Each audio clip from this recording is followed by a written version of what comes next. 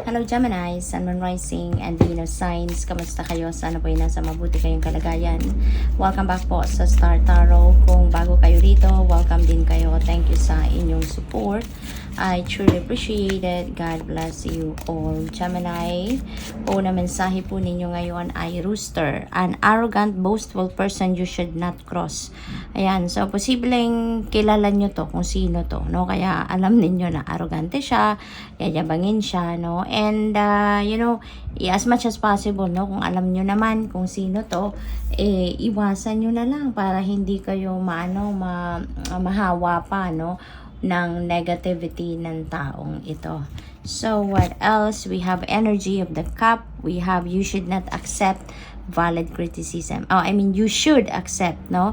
Valid criticism. Kasi, napakalaking bagay din, ano, ng mga valid or constructive criticisms na yan. Nakakatulong yan din sa atin para mag-improve tayo, para mas mapabuti natin ang sarili natin, mas maayos natin ang mga dapat ayusin, ano, sa buhay natin.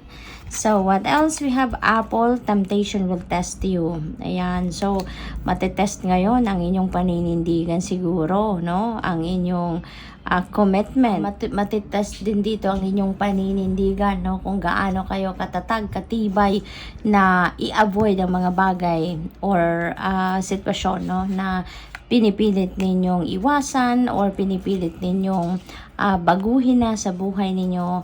We have grapes, time to go out and have fun. Ayan, panahon naman ngayon, Gemini, para mag-unwind naman kayo. Have fun with friends, family, or kung sino man, ano, na makakasama ninyong mag-chill, kumbaga. We have crown, honor and respect will come to you. Ayan. So, finally, no, makukuha nyo na din ito. Maaaring matagal nyo na itong pinagsikapan, matagal nyo na itong pinagtatrabahuan na makuha, no, from other people. And finally, no, parang ito na, parating na siya. So, we have tulip, great passion, maaring related ito sa relationship, relasyon ninyo with another person, sa inyong jowa, asawa, boyfriend, girlfriend, mga ganon. Or, this could be also passion ninyo, no, sa kung ano man ang mga bagay na gusto ninyong ginagawa. Maybe you're going to display your passion for them, no, sa ngayon. We have fun, romance, celebration, and party. So, siguro may pupuntahan kayong celebration, party, siguro link yan dito, no, sa have fun energy. At posible din na meron kayong celebrate ng inyong person, no, kung may karelasyon na kayo sa ngayon. Maybe yung celebration na to is link sa inyong pagmamahalan, no, anniversary, monthsary, siguro mga ganon. What else? We have bag, something important sa new job or raise. So, maaaring may pay raise. Posible din, may promotion dito siguro na makukuha din ng iba sa inyo, Gemini. So, congratulations to that. Maaari din na makuha nyo na ngayon ang trabaho na minimithi ninyo. Yung in-applyan ninyong trabaho siguro, maaring yan din ang matatanggap na kayo, no? We have energy of the pig, beware of greed. Ayan, kung ano lang ang para sa iyo, kung ano lang sa tingin ninyo mapapakinabangan ninyo talaga at this time, then go for it. Otherwise, no, mag-share naman kayo, matuto naman kayong magbigay naman sa iba. We have bear, danger, especially in money matters. Ayan, so mag-iingat kayo sa paggastos sa ngayon, Gemini. This is a reminder for you kasi maaring merong imbalance na nangyayari dito pagdating sa pagmamanage ninyo ng pera. Siguro, kailangan ninyo dito na pairalin ninyo ang inyong financial discipline. Pairalin ninyo dito yung disiplina talaga sa paggastos, no? Tignan ninyo yung budget plan ninyo, yung ninyo financial plan. Titignan ninyo lagi yan, i-check ninyo, make sure na nandoon kayo, nasa loob kayo ng budget ninyo, no? Avoid yung mga spending na alam mo yun, yung wala sa plano. We have key, successful outcome to your problems. Ayan, so meron dito mga magtatagumpay, no? Pagtatagumpayan ninyong mga problema, pagtatagumpayan ninyong mga obstacles sa buhay. So that is really good. Caterpillar, things will not always be this way. A change is coming, so which is really good. Talagang lahat ay temporary lamang, di ba? Walang permanenteng sitwasyon or kaganapan sa buhay natin. Talagang nagbabago at nagbabago ang lahat. Kaya ngayon, a change is coming. Maaaring yan ay dahil din sa promotion na to, dahil sa bagong trabaho, sa pay raise ninyo, or posibleng dahil dito sa malalagpasan na ninyong problema or obstacle, hindi ba? So, maaaring ito ay magbubukas ng bagong pinto para sa pagbabago. So, good luck. That's all I have for you for today. Thank you for watching. Love and light. Namaste. Hello Libra, Sun, Moon, Rising, and Venus signs. Kamusta kayo? Sana po ay nasa mabuti kayong kalagayan. Welcome back po sa Star Tarot. Kung bago kayo rito, welcome din kayo. Thank you sa inyong support. I truly appreciate it. God bless you all. So, paunang mensahe ninyo Libra, we have the energy of the bouquet, compliments from an admirer. Ayan. So, meron ditong siguro magbibigay sa inyo ng something, no? Maybe flower or chocolates or maaaring mga magagandang salita, no? Magagandang komento sa inyo dito. And yan ay manggagaling sa iyong tagahanga.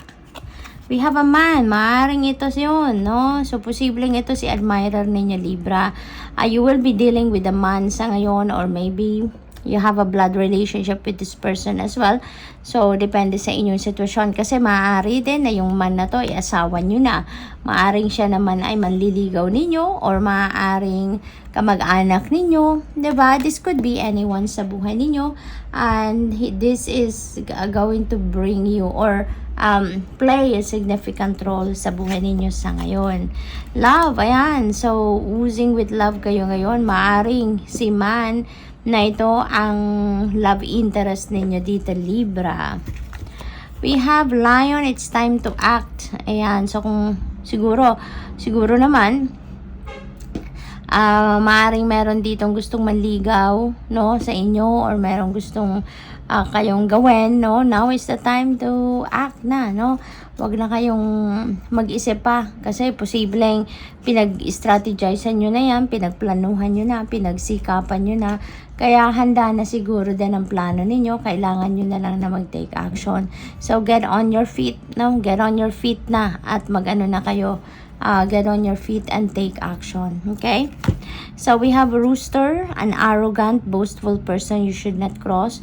Maaring kilala nyo na to, no? And if so, iwasan nyo na lang as much as possible, no? Para hindi na kayo mahawa ng negative energy.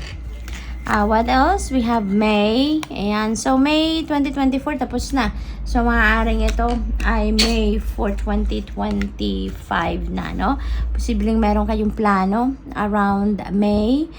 Siguro, yan ang pinag-iisipan din ninyo sa ngayon. Maaaring paplanuhan din ninyo yan sa ngayon. So, posibleng ganun ang ganap dito. We have hills, obstacles to overcome that could be related to love, no? Kasi nasa tapat niya si love energy. So, maaaring merong rough patch na pinagdadaanan kayo with your person sa ngayon, ano? Kaya siguro merong obstacles dito. Posible din naman na hindi related sa love ang obstacles na to. But whatever the case may be, ano lang ito, saglit lang to. Mapagdadaanan nyo lang talaga to. Hindi ito magtatagal. Kasi yung hills na to, di ba, maliliit lang siya, mababa lang siya. So, ibig sabihin, ano lang ito, short term lang, no? Maliit lang na bagay, kumbaga. We have moon, changes in your life. Ayan, yung pag-take action ninyo towards whatever it is na pinaplano ninyong gawin, that is going to change your life, no? So, siguro, ano man ang gagawin ninyo dito, whether that is related to love, related to any other area of life, you know, that is going to open up new doors para sa buhay ninyo. No, magkakaroon ng pagbabago dito ang lahat. We have fun, romance, celebration, and party.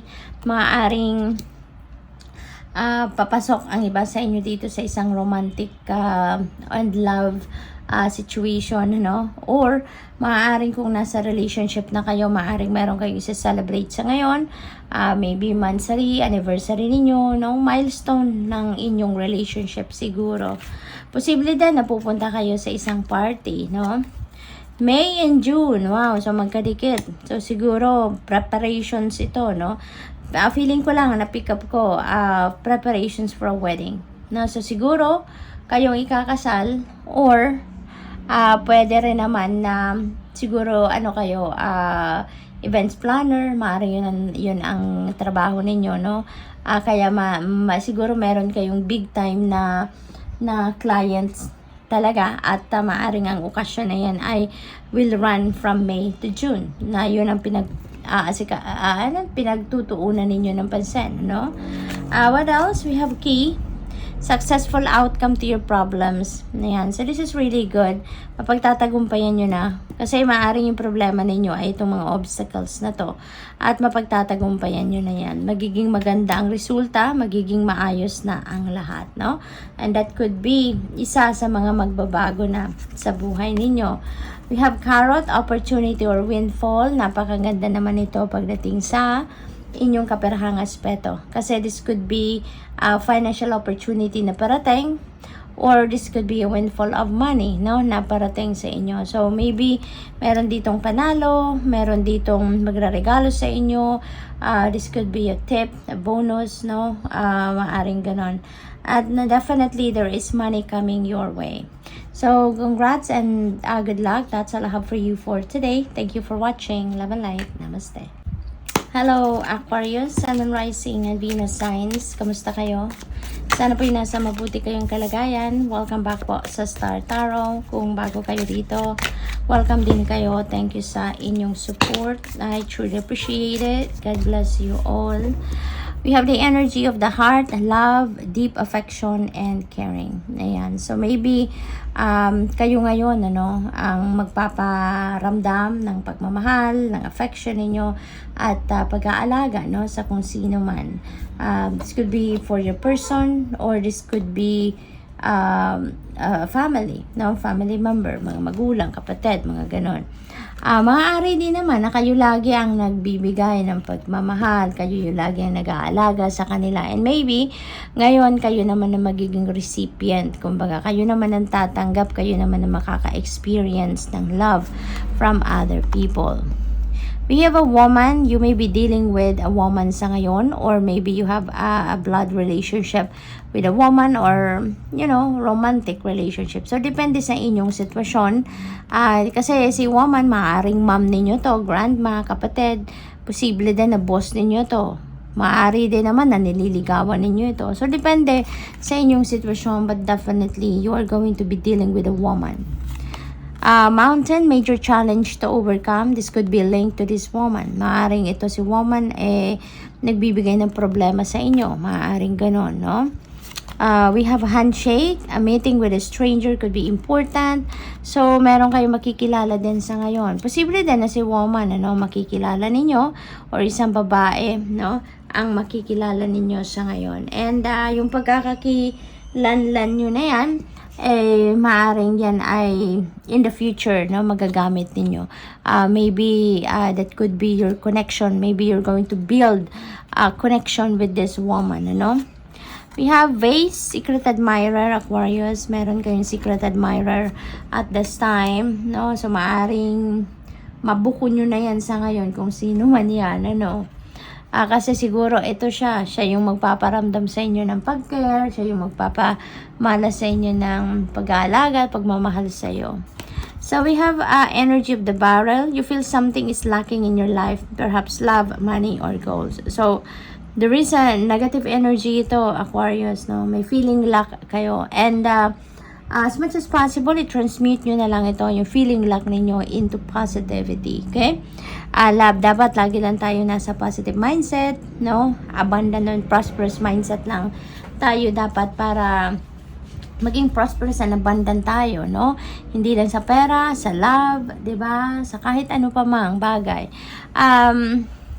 Always remember as well, na very powerful ang thoughts and emotions natin. Kung ano yung nararamdaman natin, ano yung iniisip natin, yun ang kind of energy na naa-attract natin towards us. Kaya, ayaw natin syempre na maging, kulang lagi, 'di ba? Gusto natin na mas abundant tayo, mas prosperous tayo. Kaya, yun na lang dapat, no, ang isipin natin. Yun na lang dapat ang iset natin sa isip natin.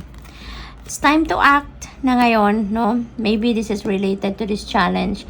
Kung hindi tayo magte-take action towards those challenges, kung hindi natin haharapin yan, kung hindi natin gagawa ng paraan, na masolusyonan ng problema or ng mga challenging situations na yan, that is going to linger for quite some time. Kaya dapat mag-take action na, pag-isipan na kung ano yung dapat na gawin para masolusyonan ng problema, at nang sa gayon, maka-move forward na kayo, makaalis na kayo sa ganyang sitwasyon.